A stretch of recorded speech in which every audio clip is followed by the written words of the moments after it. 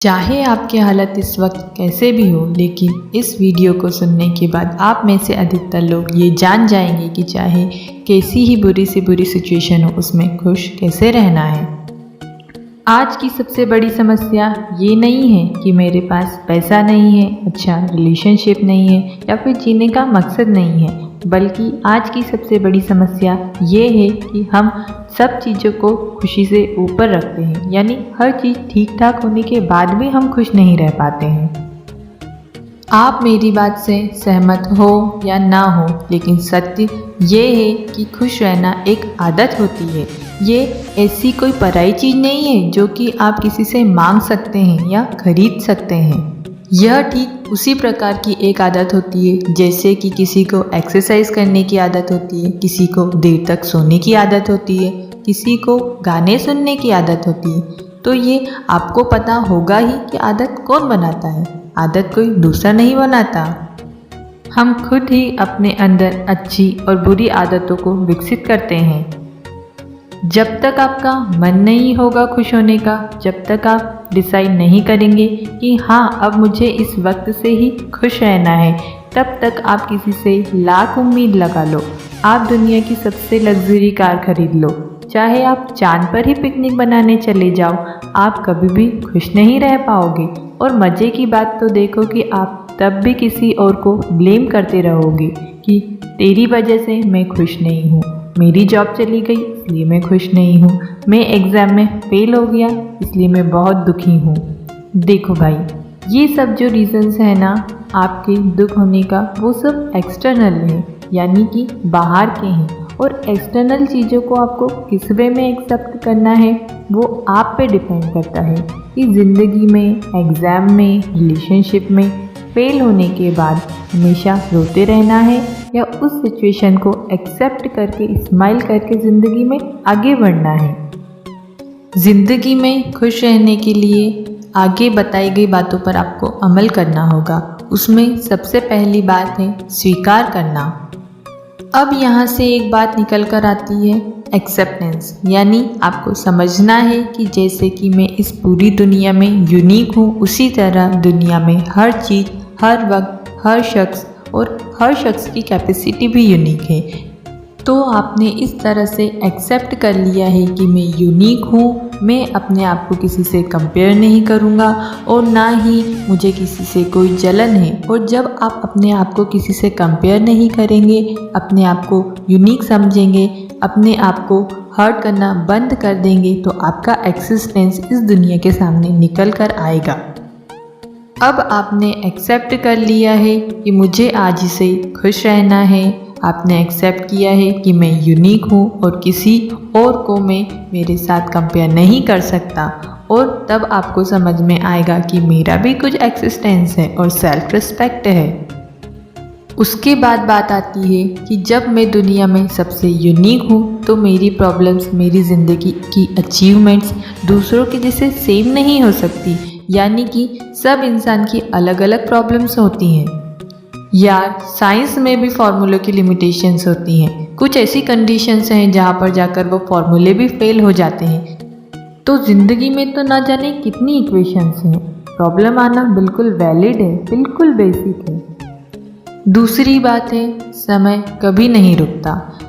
अब आप ये बताओ कि आप किसी यात्रा पे जा रहे हो और आपकी कार पंचर हो गई हो, तो आप कार को छोड़कर चले जाओगे?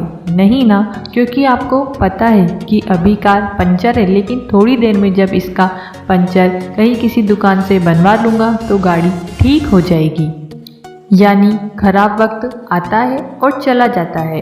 अच्छा, आपने कार का टायर सही करवा लिया, लेकिन इस बात की क्या गारंटी है कि कभी दोबारा पंचर नहीं होगी?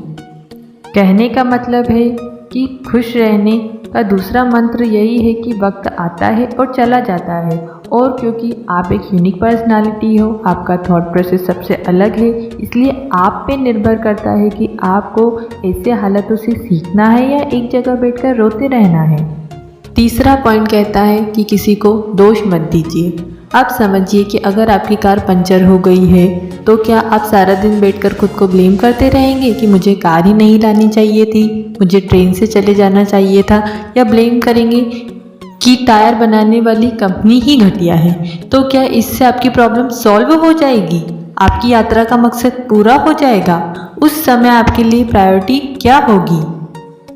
चाहे आप कहीं भी हो, आपको कैसे भी करके कार का टायर ठीक ही करवाना होगा और अपने सफ़र पर आगे बढ़ना होगा।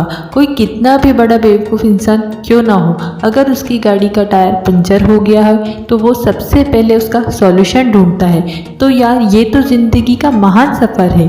तो इसमें आप कैसे खुद को गिल्टी फील करके या दूसरों को ब्लेम करके एक जगह पर बैठ सकते हो, क्योंकि आपके साथ जो हुआ है उसके लिए कहीं ना कहीं आप ही जिम्मेदार हो।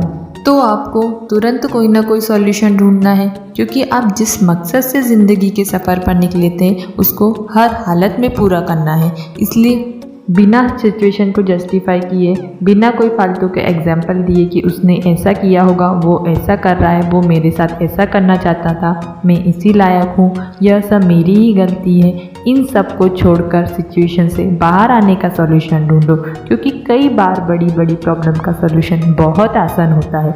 इसलिए ना खुद को ब्लेम करो और ना ही दूसरों पर ब्लेम लगाओ।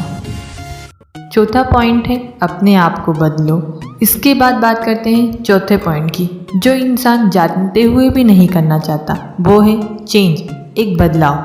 जब आप दुखी रहते हैं तो आपको एक ठोस कदम उठाना होता है बदलाव के लिए। अगर आपको पता है कि कोई चीज़ मुझे खुशी कम दे रही है और दुख ज़्यादा दे रही है, तो फिर उस चीज़ पर अटके रहना ठीक नहीं है यार, मूर्खता है। जितना जल्दी हो अपने एग्जिस्टेंस को पहचान कर उस सिचुएशन को एक्सेप्ट करके बदलाव की तरफ बढ़ना है।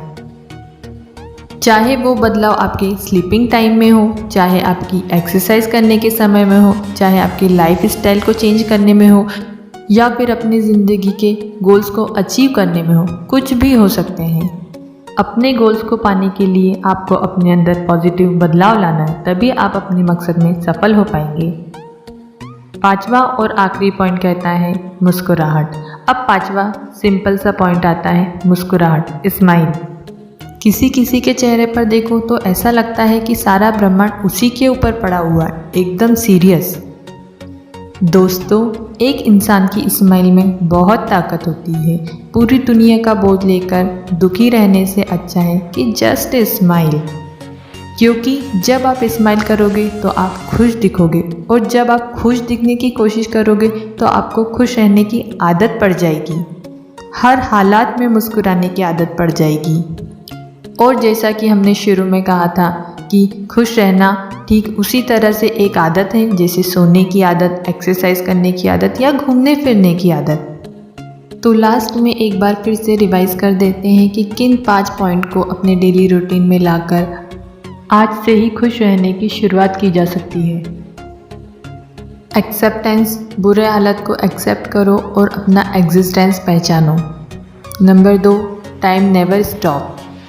अच्छा और बुरा समय एक टायर की तरह होते हैं। जब एक टायर घूमता है तो दुख और सुख आते जाते रहते हैं।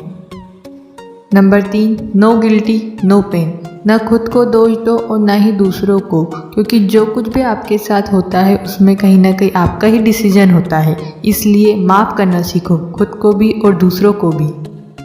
Number 4, change yourself. सबसे ज़रूरी है आज से ही अपनी ज़िंदगी में पॉजिटिव बदलाव लाना शुरू करो और अपने जीने का मकसद पहचानो। Number 5, smile. आखिरी और 5वां टिप्स यह है कि हालत कैसे भी हो हमेशा स्माइल करते रहना चाहिए।